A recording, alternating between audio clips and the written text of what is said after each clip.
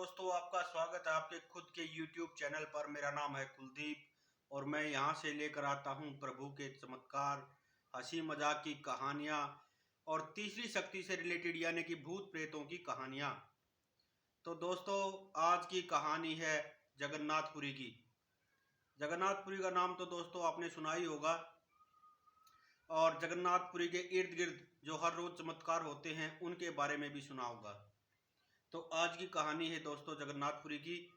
और जगन्नाथपुरी के बारे में आप लोगों को पता होगा, आज भी जब प्रभु श्री जगन्नाथ जी की रथ यात्रा निकलती है तो उससे पहले जिस रास्ते से यात्रा निकलती है उसकी सफाई जो है सोने के झाड़ू से की जाती है और वो सफाई भी वहाँ के राजा लोग करते हैं दोस्तों।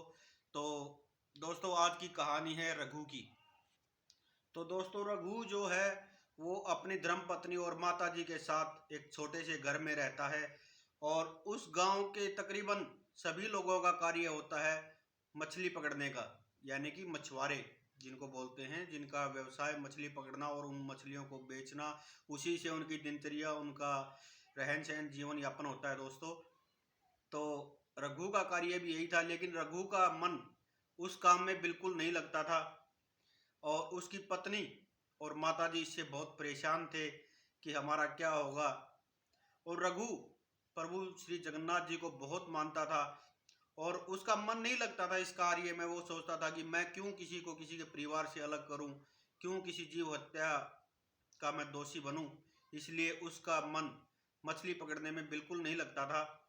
और उसकी पत्नी और माता जो है वो हर रोज उसको बोलते कि बेटा ऐसे कैसे गुजारा होगा, ऐसे तो धीरे धीरे हम बिल्कुल कंगाल हो जाएंगे, बर्बाद हो जाएंगे और यही हालात रहे तो कुछ दिन बाद हमारे पास खाने पीने के लिए भी कुछ नहीं बचेगा। तो रघु कहता है कि नहीं, मैं कल जाऊंगा और बहुत सारी मछलियां पकड़ के लेके आऊंगा। अगले दिन वो जाता है, जाल फेंकता है, लेकिन एक भी मछली उसके हाथ नहीं आती। और जब वो वापस आता है तो वो देखता है उसकी पत्नी और माता जो है बहुत परेशान दुखी होते हैं और रोने लग जाते हैं कि बेटा ऐसे कैसे होगा, हमें भी ये कार्य नहीं आता, अगर हमें आता होता तो हम स्वयं मछली पकड़ते और उनको बेचते। तो ये बात सुनकर रघु भी रोने लग जाता है और कहता है कि नहीं, मैं कल जरूर जाऊंगा और कुछ ना कुछ जरूर पकड़ के लेके आऊंगा, बहुत सारी मछलियां पकड़ने की कोशिश करूंगा।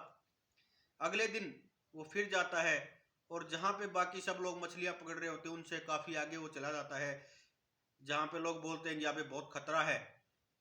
और वहां पे जाकर वो जाल फेंकता है और एक बहुत बड़ी मछली उसके जाल में फंसती भी है दोस्तों। और जैसे ही मछली फंसती है तो वो जाल को खींच लेता है और वो मछली बहुत बड़ी होती है दोस्तों। और जैसे ही रघु उसको पकड़ता है तो वो इंसानों की तरह बोलती है वो मछली कि मुझे मत मारो, मुझे मेरे परिवार से अलग मत करो, भगवान के लिए मुझे छोड़ दो। रघु उसको पकड़ता है और भाग लेता है दोस्तों, बहुत जोर से भागता है, शायद ही अपने जीवन में वो कभी इतनी तेज भागा होगा। लेकिन वो मछली को छोड़ता नहीं। उसके मन में विचार आते हैं कि अगर मैं यहाँ पे इस मछली को छोड़ दूंगा तो क्या पता ये किसी और के जाल में फंस जाए। वो काफी दूर उससे निकल जाता है और वहां पे 7 झरने होते हैं दोस्तों, जहाँ पे थोड़ा पानी गहरा होता है, वहां आके उस मछली को छोड़ देता है और उस मछली को छोड़ के और वहीं पर अपने माथे पर हाथ लगाकर बैठ जाता है दोस्तों। तो उसके मन में विचार आता है कि अब मैं घर भी नहीं जाऊंगा, अगर मैं घर जाऊंगा तो घर में वही परिस्थिति, खाने पीने का जो है कुछ है नहीं और माता और पत्नी पहले से परेशान है, मैं और उनके परेशानी का कारण नहीं बनूंगा, मैं नहीं जाऊंगा। 3-4 दिन वही हो जाते हैं, उसको बैठे बैठे वही बैठा रहता है। तो एक ब्राह्मण पंडित जो है उधर से आते हैं और वो उसको देखकर बोलते तुम तो रघु हो ना। तो वो कहता हाँ पंडित जी मैं रघु हूँ, लेकिन आप मेरे को कैसे जानते हो। बोलते पंडित जी बोलते हैं मैं जानता हूँ तुम्हें, तुम रघु हो और तुम्हारी पत्नी और माता बहुत परेशान हैं तुम्हें लेकर, वो हर जगह तुम्हें ढूंढ रहे हैं, तुम्हारे बारे में पूछ रही हैं, तुम अपने घर चले जाओ। तो रघु बोलता है नहीं पंडित जी, मैं कभी नहीं जाऊंगा वहां पे, अब मैं जाऊंगा ही नहीं, क्योंकि प्रभु मेरी नहीं सुनते, मुझे पैदा ही क्यों किया इस दुनिया में, मुझे उतारा ही क्यों जब मेरी सुनते ही नहीं। तो पंडित जी बोलते हैं कि भाई प्रभु तो सबकी सुनते हैं, प्रभु तो तुम्हारे पास आए थे स्वयं चल के, अब तुमने उन्हें नहीं पहचाना तो प्रभु क्या करेंगे। तो रघु पूछता है मेरे पास। पंडित जी बोलते हैं हाँ तुम्हारे पास, वो जो मछली थी वो कौन थे। और इतना कहकर पंडित जी चल पड़ते हैं तो रघु के दिमाग में विचार आता है कि उस मछली के बारे में तो या तो मुझे पता है, या मछली को पता है, या स्वयं भगवान को पता है, इन पंडित जी को कैसे पता है। और वो पंडित जी के आगे जाके खड़े हो जाते हैं, उनके पैरों में गिर जाते हैं कि पंडित जी आप जो भी हैं दर्शन दीजिए, आप साधारण नहीं हैं। तो पंडित जी उसको दर्शन देते हैं। पंडित जी जो है स्वयं प्रभु श्री जगन्नाथ होते हैं। और प्रभु को देखकर रघु की आंखों में आंसू आ जाते हैं और वो रोने लग जाता है जोर जोर से कि प्रभु बस मैंने अब आपको देख लिया, मुझे जीवन में कुछ नहीं चाहिए अब। तो प्रभु बोलते हैं कि ऐसा है रघु, तुम अपने घर चले जाओ, तुम्हारी पत्नी और माता जो है बहुत परेशान है, तुम घर चले जाओ और उन्हें संभालो जाकर। और बेटा तुम आज से कुछ अलग हो, सबसे हटके हो तुम आज से। और रघु के माथे पर हाथ रखते हैं और प्रभु जो है अंतर्ध्यान हो जाते हैं। रघु अपने घर आता है और अपनी पत्नी और माता को सब बातें बताता है कि ऐसे ऐसे होता है। पत्नी और माता बहुत खुश होते हैं, उसकी बातों पे विश्वास नहीं करते वो लोग। इतने में ही पड़ोस में एक छोटा सा बच्चा होता है और वो जोर जोर से रोने लग जाता है दोस्तों। तो रघु बोलता है कि उस बच्चे को यहाँ लेकर आओ, उसको बहुत पीड़ा है, मैं उसकी पीड़ा को दूर कर देता हूँ।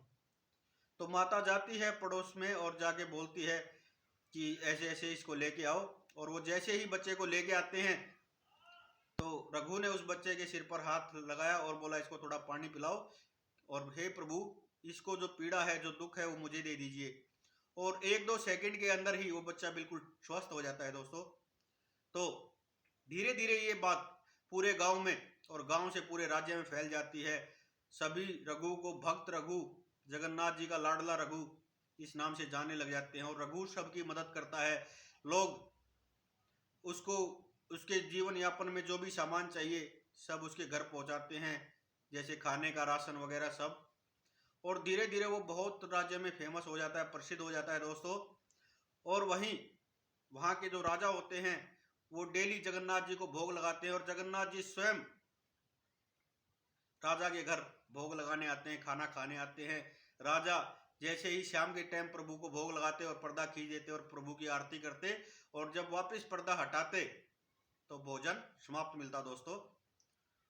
एक दिन होता क्या है कि प्रभु श्री जगन्नाथ रघु के सपन में आते हैं और बोलते हैं कि रघु कल मैं तेरे घर आ रहा हूं भोजन करने के लिए और तुम भोजन तैयार रखना। तो रघु सुबह उठता है और अपनी पत्नी और माता को बोलता है कि कल हमारे घर मेहमान आ रहे हैं, अतिथि आ रहे हैं, आप सब लोग जो है भोजन की तैयारी कीजिए। तो माता और पत्नी जो है पूछते हैं कि कौन कौन अतिथि आ रहा है हमारे घर।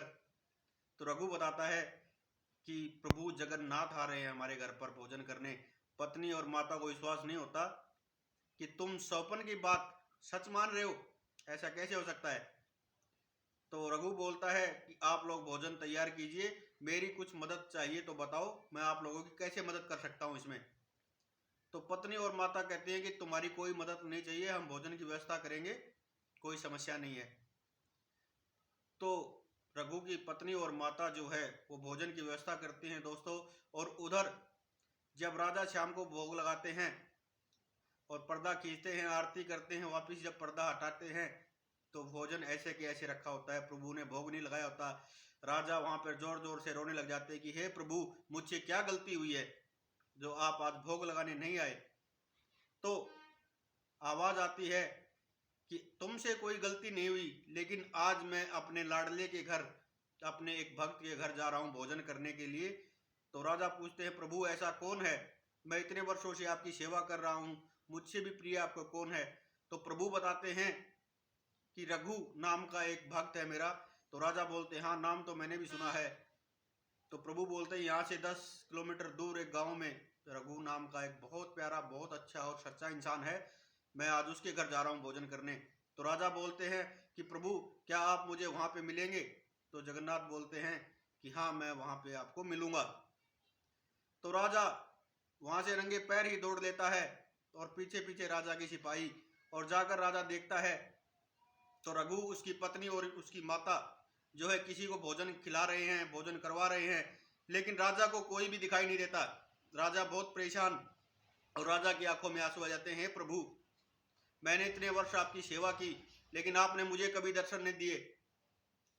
तो जो रघु होता है वो प्रभु श्री जगन्नाथ को बोलता है कि हे प्रभु, राजा को भी आप दर्शन दीजिए। तो जगन्नाथ जी राजा को भी दर्शन देते हैं दोस्तों, और भोजन करके और वहां से अंतर ध्यान हो जाते हैं प्रभु। और राजा जो है वो रघु के सामने हाथ जोड़ता है कि रघु, आज से तुम्हारी पत्नी और माता मेरे साथ मेरे महल में रहोगे, और महल में रहोगे ही क्या, वो महल ही तुम्हारा है। रघु, मैं इतने वर्ष मैंने प्रभु की भक्ति की, तपस्या की, सेवा की, लेकिन मैं प्रभु को नहीं पा सका। तो मैं चाहता हूं कि कम से कम मैं उसको तो पा सकूं जिसने प्रभु को पाया है। तो दोस्तों फिर रघु, उसकी पत्नी, उसकी माता और राजा सब साथ में महल में रहते हैं दोस्तों। तो ये थी रघु की कहानी और श्री जगन्नाथ जी की महिमा। तो दोस्तों उम्मीद करता हूँ आज की कहानी आप लोगों को पसंद आई होगी। अगर पसंद आई हो तो प्लीज़ लाइक करना, शेयर करना और चैनल को सब्सक्राइब करना, और कमेंट में लिखना जय जगन्नाथ, हर हर महादेव, जय श्री श्याम दोस्तों।